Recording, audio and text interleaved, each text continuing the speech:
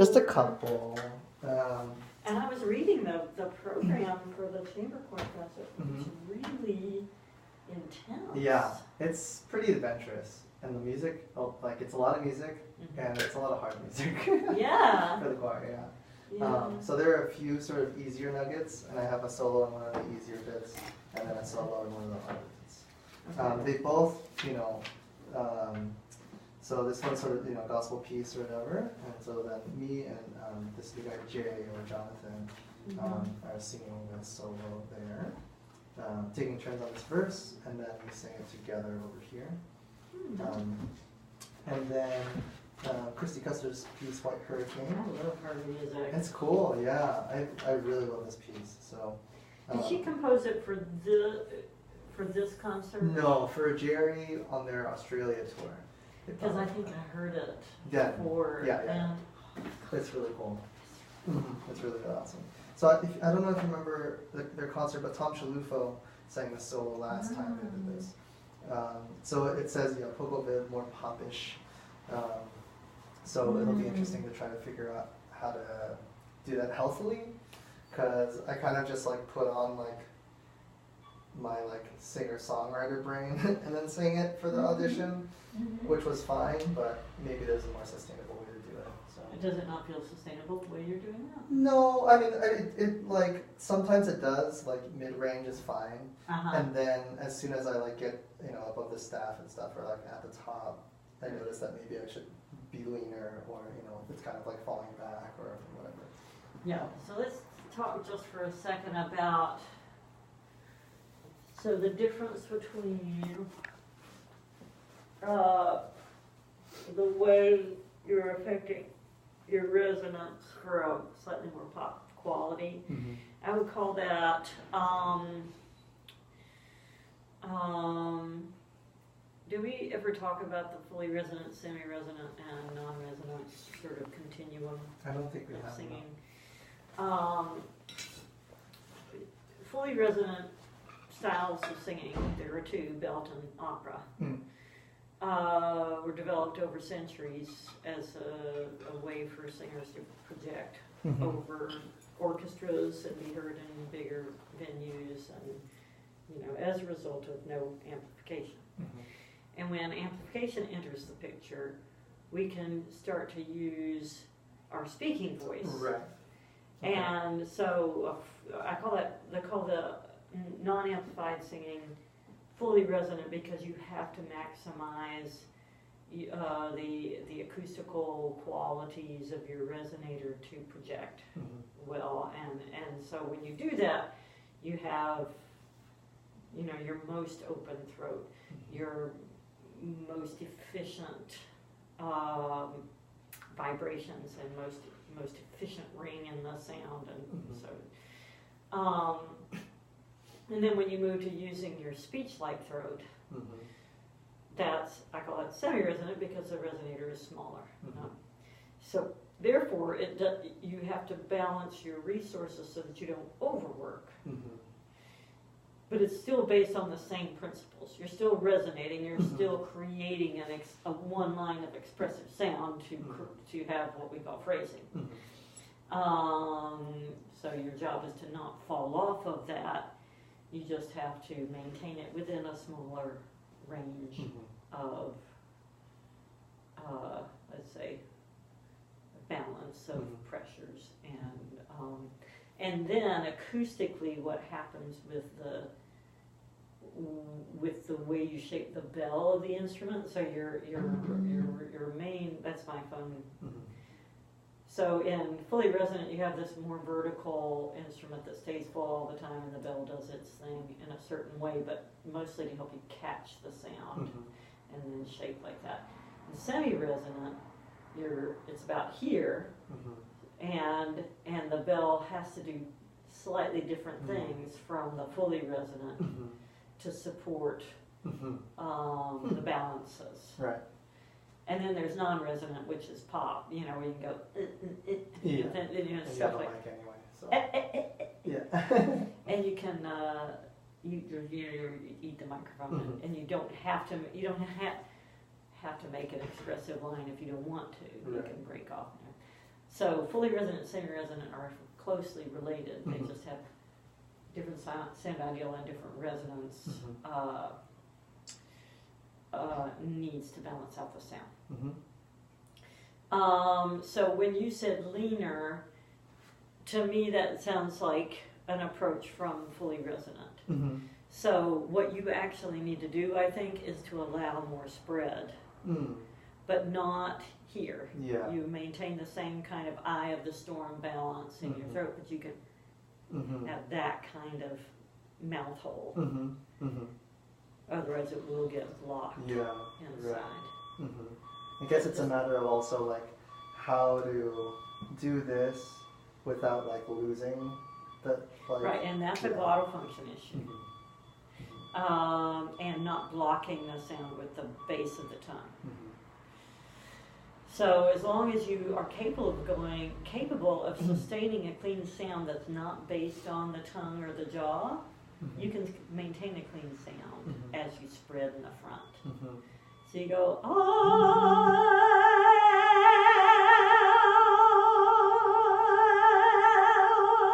registration doesn't change, throat position doesn't change, you're just changing the overtones of the front. Right? Sorry, let me see. My father-in-law just got out of surgery. Oh gosh. Yeah. Oops. Yeah, this is my 4 o'clock.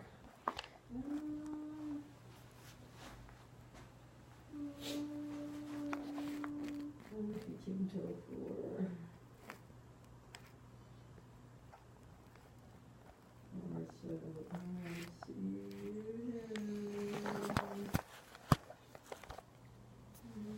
Okay, sorry. There's nothing to do with my father-in-law, just to hit placement. All right, so let's think about. Just making sure this is focused. So this is a spiritual, and the other is more poppy. Yeah, kind of. Yeah. So let's start with what I call the mixed throat. Okay. I'm sorry. I'm just trying to get this to get us there. Let's see.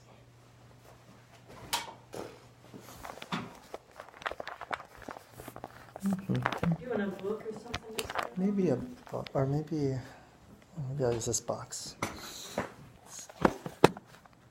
Yeah, Oh.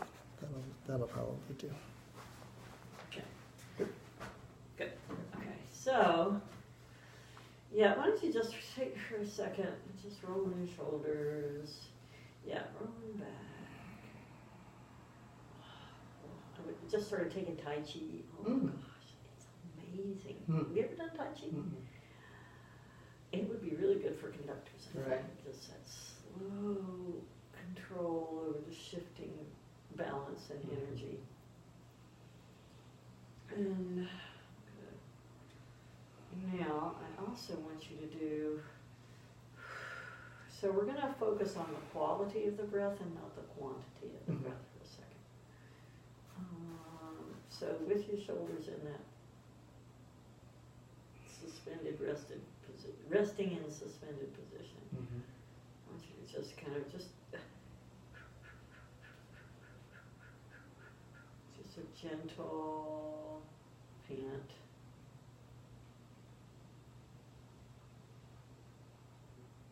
Good. Can you let go of that a little more so you get.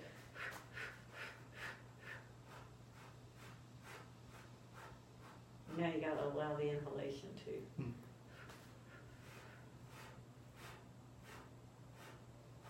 I'm getting separate exhalations without a in between. Okay. So what we're trying to do is get really suspended and then wait for the diaphragm to do its thing. It'll pull air in if it's going down, it'll push air out when if it's not external at all, you don't drop, you just wait for the diaphragm to do its thing. There you drop them.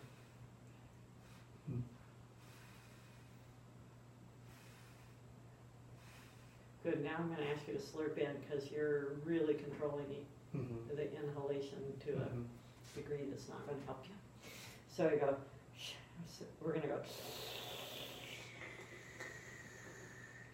right, good. I can see that the thing that I want to talk about is going to be helpful. Okay, so we were talking about the quality of the inhalation. If we get really caught up on a full, deep, low breath, sometimes you notice how, you and your shoulders come up while you're thinking low. I've decided that that's a sign of the ribs not accepting the pressure that's supposed to be rising within there. So you're looking for a way to make more room for that air by pulling up your shoulders. So that's what I would call up-down breathing or one-dimensional. We're going to add a quality of front-back to the breathing, and it's actually in the chest, but you're not going to do it with your chest. What you do is you wait for the diaphragm, and then you wait for the pressures to affect this part of your rib, your chest, and then your sternum is going to get further apart. Notice you're already trying to pull up, so just relax and let the air pressures push your sternum away from your backbone. Yeah, at that point it's not constricted. Yeah, all right. So it takes it's like putting your foot in a tight shoe. You breathe, feel the pressure, relax, breathe a little more, let the diaphragm bring a little more air in, and just challenge your chest. So kind of try to keep breathing in, or I'm confused. Be aware of what the diaphragm, so the diaphragm is bringing air in, so the subaquatic breath pressures are rising.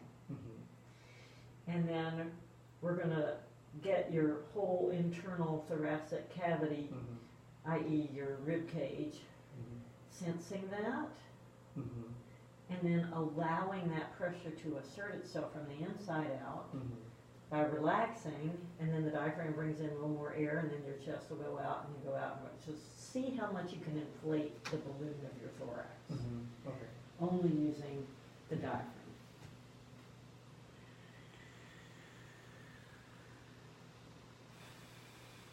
You can go further than that. Suspend when you finish, when you feel like you're finished.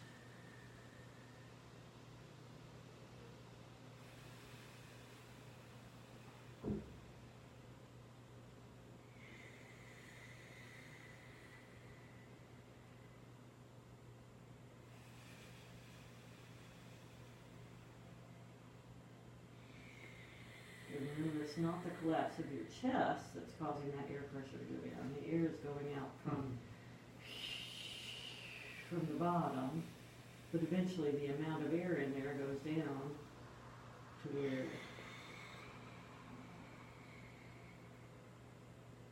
don't rush it, just let the pressure assert itself. Go ahead and exhale. And then you feel how you let go of that. So we need to speed up the diaphragm on the exhalation. Sure. Yeah. But not from the outside. Right. Just, oh no! That kind of.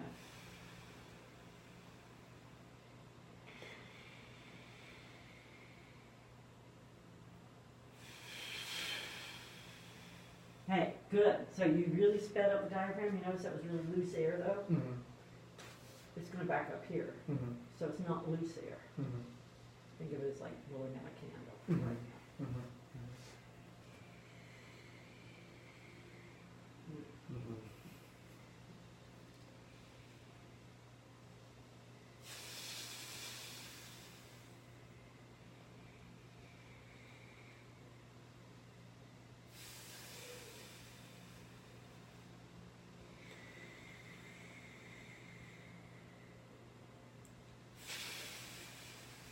Yeah, it's interesting. Where your body is right now, your diaphragm is going, That's what it is.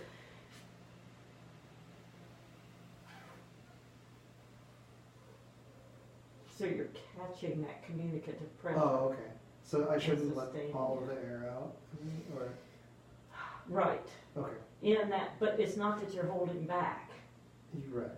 So we have to find a way to catch that air pressure, so that it does, so that we can turn it into a a communicating pressure environment, such as these 3 balls. So if you breathe in and you're full, like you're breathing in now, when you sing, just a little bit here causes that to happen. Mm-hmm. And right now you're going, you start here and then these 2 balls come out. Because you let go of that communicating pressure. Mm-hmm.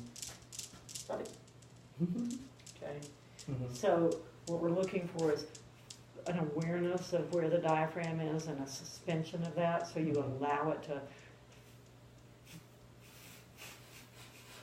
be in charge. Not your chest muscles, not your abdominal muscles. It's in the inside. Okay, you try it.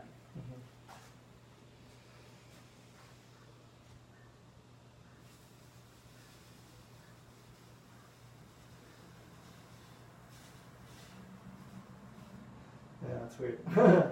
Yeah. I want you to twist. Okay. But, sorry, I know you're recording here. I want you to actually sit and then just twist your torso so you're not, so you're really twisting the waist.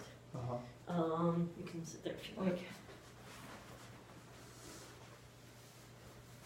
And do I twist while inhaling or exhaling or both? Well, just twist a little bit now and then we'll add the breath.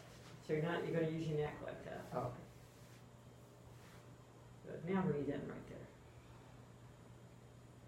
Keep it. Good. Now breathe in as you twist to the other side. Really twist from your waist. Keep twisting. Breathe in. Twist in the same direction, actually. Keep twisting further in the... As I exhale? Yeah, I just want to get a further stretch in the exhalation. Don't let yourself collapse. Good. Exhale and keep twisting. Don't collapse. Don't collapse. Yeah, see, that's hard, yeah. You see how the mobility is,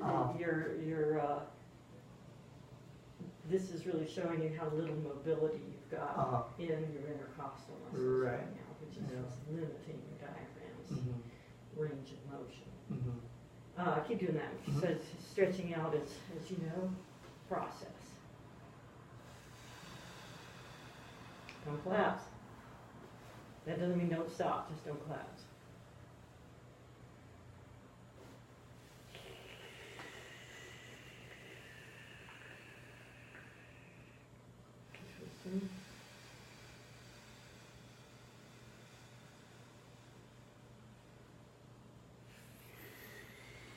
And start the breathe in before you twist again. I want you to do it without readjusting where you're sitting. Okay. So breathe while I'm extended. Well, you're extending. On the exhalation, start the inhalation in that extended position. Just to keep you more integrated in your body.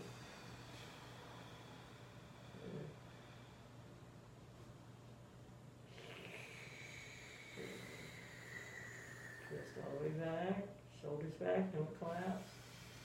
Don't collapse. Twist, don't collapse. Keep exhaling, don't collapse. Don't collapse your chest, please.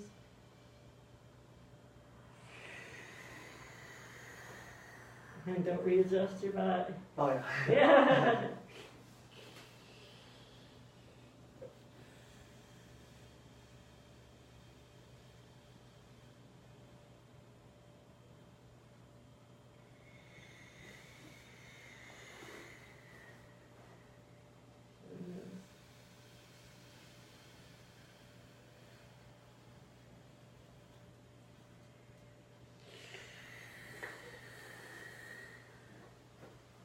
You can breathe more than that.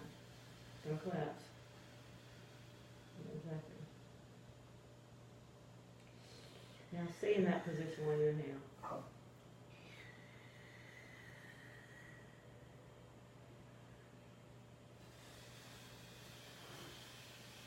Don't collapse. Okay, good. That's hard. Yeah, definitely just waking up the the flexibility of your intercostal muscles, and now your diaphragm says, okay, nothing else can control the air. I'm the thing that has to do it. But you notice you really want to sort of compress your chest to get air out. That's just because that's what you're used to doing. So twisting is a major way to release your intercostal muscles. Any other thoughts? Yeah, I think it's just a lot of like unconscious like habits and stuff. Of course. So, yeah, it's very interesting. Yeah. I call these refinements that because you understand breathing and you understand how it's supposed to work, and within your body's understanding of it, you're able to do it, to a certain degree.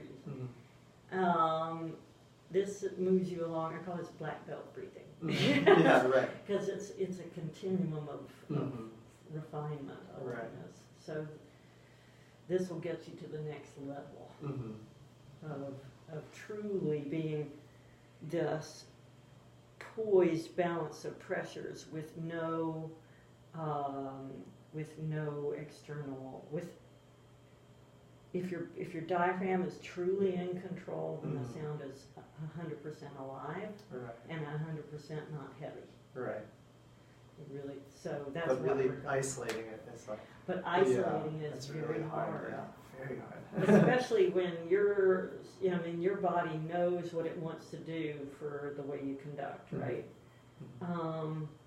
Can you get into your conducting arms and twists? I'm interested in seeing what that looks like. And twists. I guess I don't know that I twist so much as I'm conducting, but maybe if strings are here, then like maybe I'm like. Yeah. So whether you actually do it or not, I just want to see. Yeah. But see if you can twist at the waist rather than your whole body. Waist. So your waist is here. You leave your hips in position.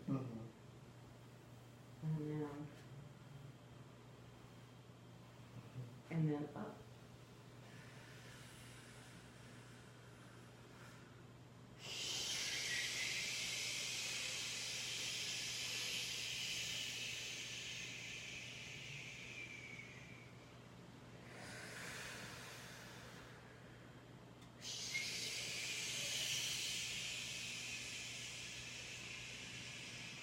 Up. Reach up.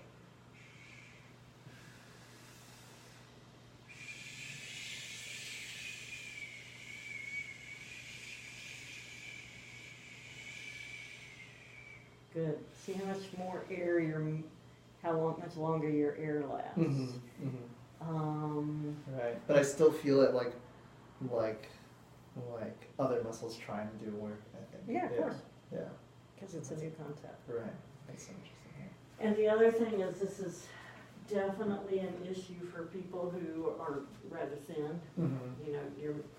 I was talking to Sandra Perrior, and you know how thin she is, and she said she gained 5 pounds, and when she had gained 5 pounds, she just felt so much more flexible and loose in her singing, and then she lost them again, and she went back to to her kind of really lean musculature.